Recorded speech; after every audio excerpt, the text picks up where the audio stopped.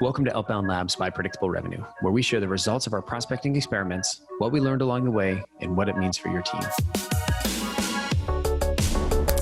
Hey everybody, I'm Colin and this is Lavinia, and we're part of Predictable Revenue's Outbound Labs team, where I take all the credit and she does all the work.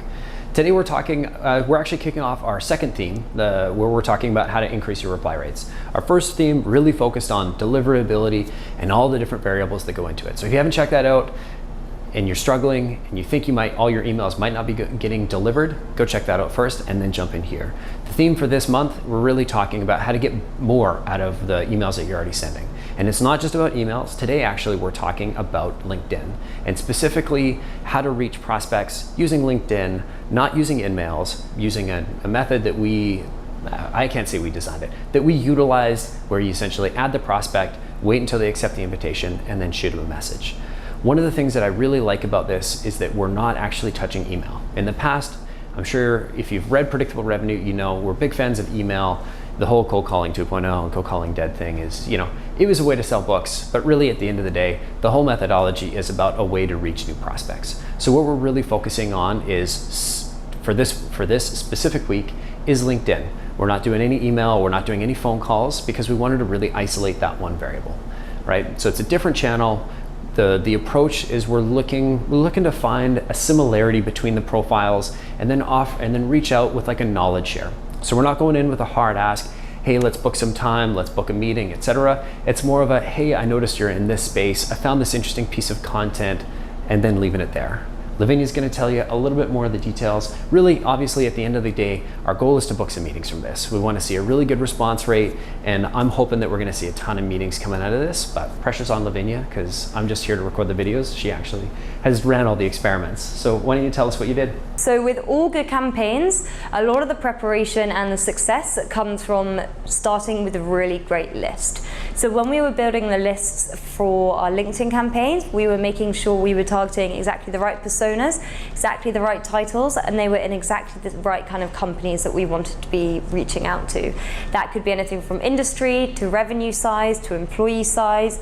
All these different set characteristics of companies are really important. One thing I really liked, I'm just going to jump and butt my way into this. One thing I really like about building lists on LinkedIn is that you can build lists slightly differently than you can if you're, say, using DiscoverOrg or Zoom or any of those other sort of big list building tools. There's all these different searches that you can do that are based on keywords, and I find that the keyword data in LinkedIn is at least better than most of the others, unless they're pulling right in from LinkedIn, because it's companies writing their own descriptions. It's individuals writing their own descriptions about them. And so I just want to remind people to remember that there are some really unique opportunities and ways of searching for prospects. Definitely, and make sure, go in and give it a test, see what you're looking for, try different keywords, try different titles. You can really play around and then go and have a look at the list you've pulled, and when you start testing with different keywords, you want to really start hitting some of those ideal personas. When you've found those ideal personas, the message you want to be sending them with that connection request will be along the lines of, hi, first name, I can see we share some common ground in a certain area.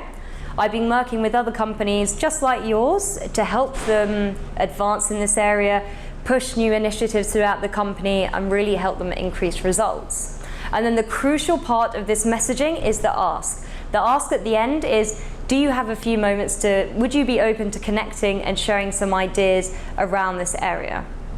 So this is crucial. We're going in, we're being very obvious with what we're asking for, because at the end of the day, that first call you want to get them on is still a discovery call. We're still right at the top of the funnel. So we do want to start sharing ideas around this certain area. Is it suitable for them? Are they suitable clients to be working with you? Is there the opportunity to value add?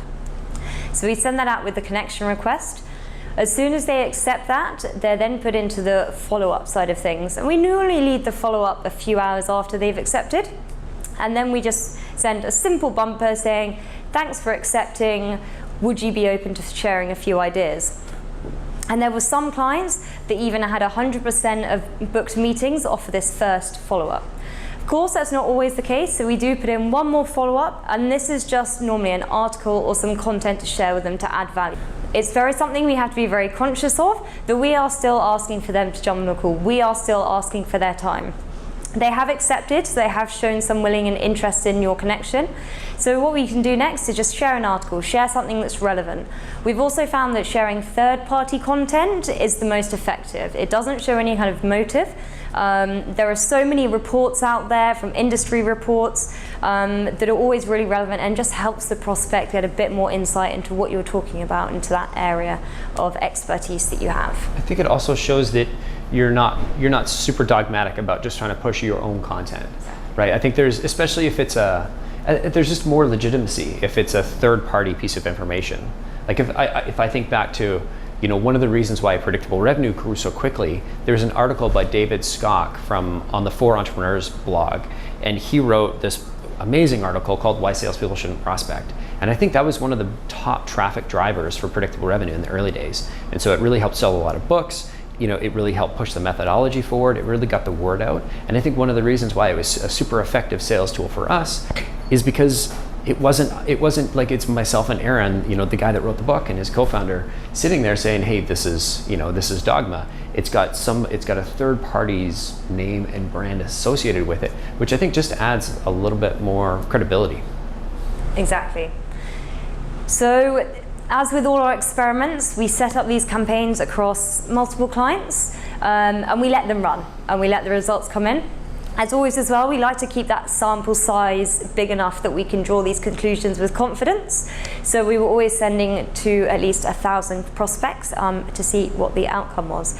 And we found some pretty good results. Really happy with how we went. We saw some clients with upwards of a 40% connection rate. So that was 400 of those 1,000 contacts were actually accepting that in the first place. So then there was also an average of a 30% response rate. So again, as we've said in previous videos, obviously we're looking for those people who want to book the meetings, but any response is super valuable. It could be letting you know that we need to follow up with them maybe in a few months' time. They're too busy and they can't connect now. Or maybe they're letting you know who the best person to contact is elsewhere internally in the company. So all those responses can be really helpful when it comes to finding that right person that you want to speak to.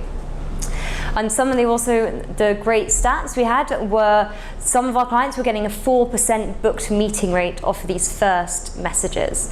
So really happy with the results there, getting some really good leads there, and it goes to show that LinkedIn can definitely be a good source of meetings. One thing that I thought was really interesting was the sort of comparable, because we ran this across a couple of different clients in 2 very, very different industries. One was selling to smaller businesses in a more traditional industry, and one was selling to enterprise executives, so very, very large companies, and selling sort of like I don't want to say information product, but sort of like a research product to senior executives, and they both saw similar results. So I think that was one thing that I thought, one area where I thought this might break down is going into smaller businesses where maybe the LinkedIn penetration is a little bit lower. That was an assumption that I made that it turned out to be very, very incorrect, because that campaign saw really great results.